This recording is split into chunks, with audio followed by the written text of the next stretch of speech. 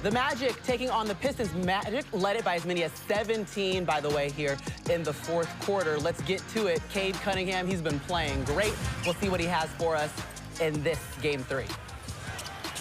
Yeah, Paolo and the Magic had Bane, Suggs come out in that first half and really get them off to a great start. And Wendell Carter, too, with his defense and rebounding. Yeah, listen, Bane hit 7 of 9 threes. There you go. Tobias Harris knocking one down in the quarter. That makes it a 3-point game. Cade stepping up. Drops one, too. Ties it up. Again, battled back from being down 17 in the fourth. Here we go. Franz Wagner, though, gets going. Yeah, that execution at the end of the game. Yeah.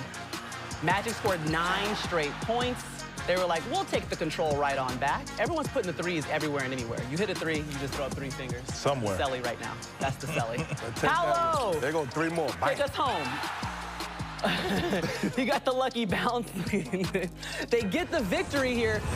Detroit had lost its last 4 first-round series entering these playoffs. Meanwhile, Orlando, the last 8 seed, just so you guys know, to beat a 1 seed that happened in 2023, and that was Miami. Paolo had 25 points, Bane had 25 points, and Cade Cunningham obviously leading his team with 27. Let's see what the coaches had to say.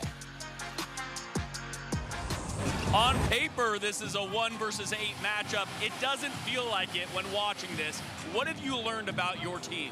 I haven't learned anything. You know, we got a lot of respect for those guys over there. But we know how we stack up. We know what we got in this locker room. And so we don't fear them. But, you know, we got a lot of respect, and we just going to have to bring it on Monday. Coach, what's the mindset going into the Game 4, I guess, after tonight? It's one game at a time. And, you know, that's what playoff series are. We come down here, you know, we win on Monday, we take home court advantage back. Tonight's game, we'll learn from it, or today's game, excuse me, we'll learn from it, but it's over with. And, you know, it gives us more opportunity to study, it gives us more film to watch, more time, you know, to prepare, to get ready for Monday. But you can't hang on to it. And again, our guys have been consistent all year, that we've been able to move on to the next. So I trust our guys, you know, that we'll focus on it, we'll learn from it, we'll study it, we'll get better at it, and then Monday we'll be ready to go.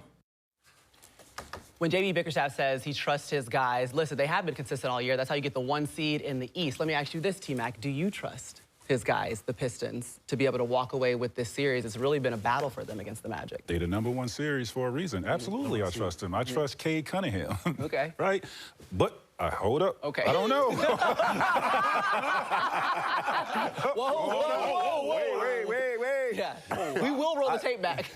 Again, I said this before this series. Orlando is not your typical 8th seed, right? They're an 8th seed because they were dealing with a lot of injuries during the regular season, right? A lot of their guys were out, but we had them projected to be a top 4 or 5 seed. They just happened to land in the 8th seed. And tough break for Detroit because this team can match their physicality. Detroit, that's their identity, is being a physical team, where Orlando can match that with their size, and they showed that today. They showed it in Detroit. Could they go and do it again? I absolutely believe they could do that. They're going to have to match that in the beginning, though. They can't go in there thinking that it's going to be an easy cakewalk, right? They see what happened in Game 2. They're going to have to hit first and not be the team that gets, hit second. So we'll see. There you go, VC. This is your boys right here. Very true. I mean, you mentioned physicality. I mean, you got 14 and 17 by Wendell Carter, 8 offensive rebounds. Like, I agree with you. Like, we saw what the Knicks did to the Hawks in this game, and they were physical early.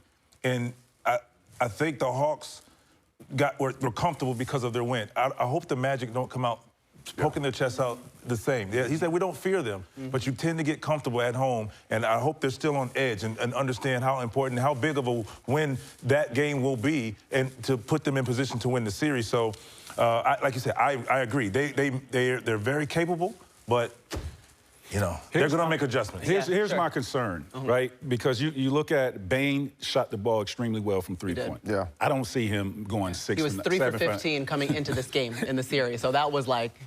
I don't see him shooting 7 for 9 in Detroit, right? So Bane played well.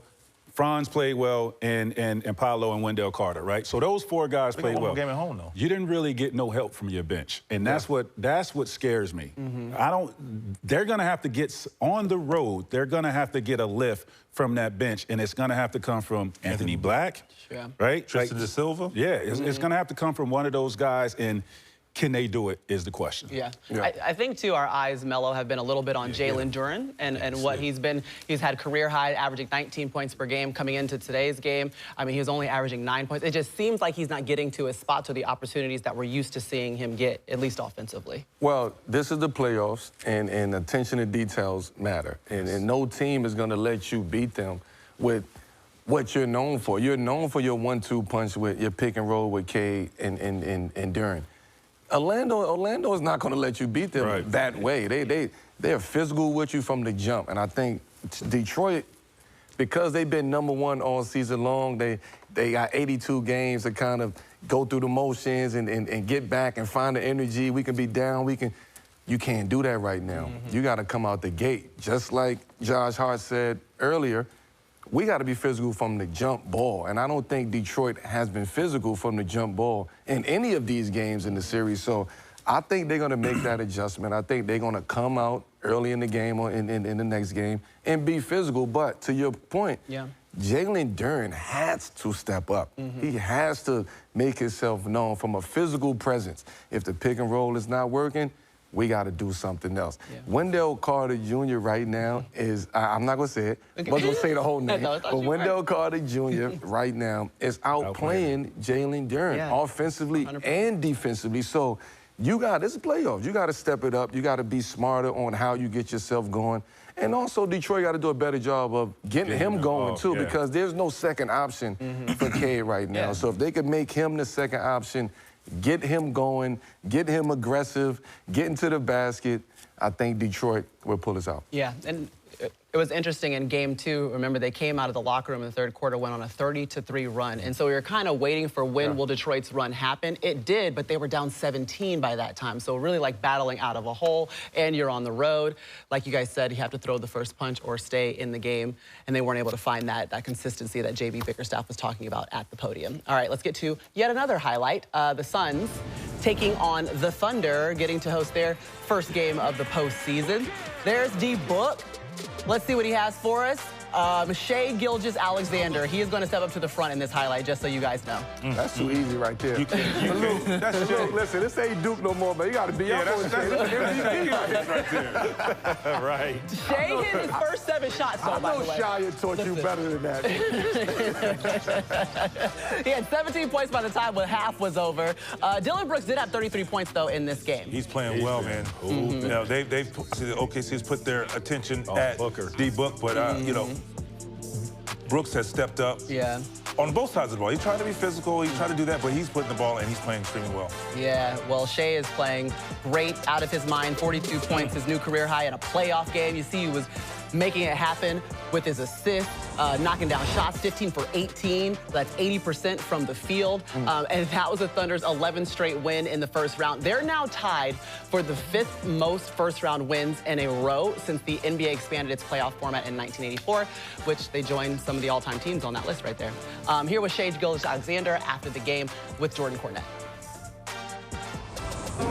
Shai, I'm not sure if you know this, but a playoff career high for you tonight, 42 points. What allowed you to be so comfortable this afternoon?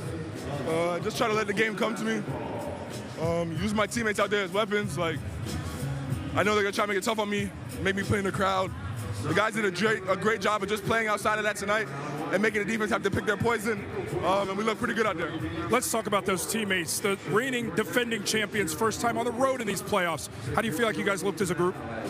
Yeah, we were good. They jumped on us early, I think got up like 10 or 8.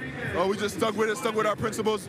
We did a good job of just staying true to who we are through the adversity, through the crowd, through a really good team on the road, and we came out of here with a W. Shai, thank you very much. Congratulations. Appreciate it. Thank you, bro.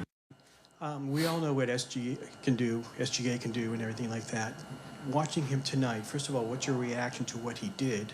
And second of all, what are the 1 or 2 things that enabled him tonight to do what he did?